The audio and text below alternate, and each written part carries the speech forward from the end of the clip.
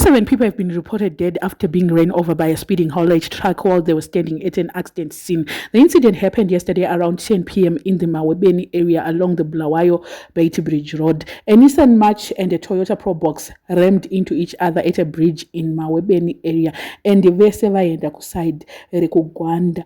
Kombi yaendawo kusame direction yakasvika ndobva yadhumirawo ipapo. Handitataura kuti Nissan March neToyota Probox vakadhumana, and then kombiwo yaenda kusame direction bva yasvika futi ipapo bva yadhumira, and 6 people were injured and rushed to the hospital.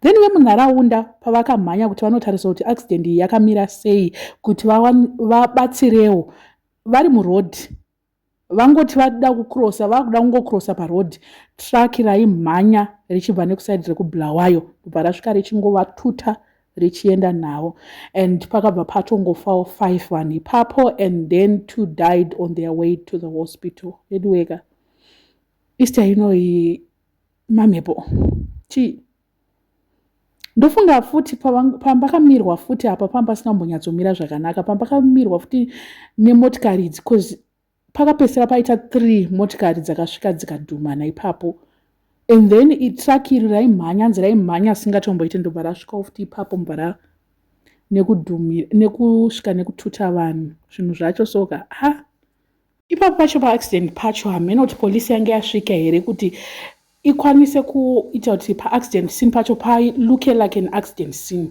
because kutodhumira kwakaita kombi kunotonyatsoratidza kuti panenge panga pasina any precaution yanga iripo. I think this should be a lesson to all of us kuti pakaitika accident ngatitorei necessary precautions kuti tiratidze vamwe kuti kunonga kuna kumira zvakanaka, ndo pamwe panenge pakakanganisika ipapo.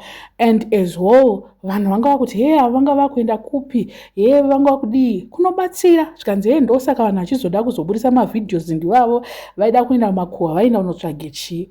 What if they wanted to just help?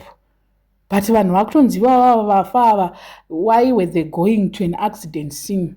It's common for people to actually want to do so.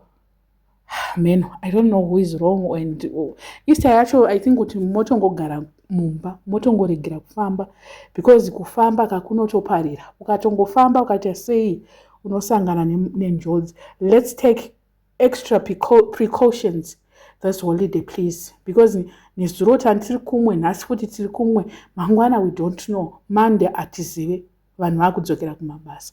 I don't know what you guys think. Let me know in the comment section what are your thoughts. Panyai wasora subscriber, please make sure that you're subscribed, and see you in my next video.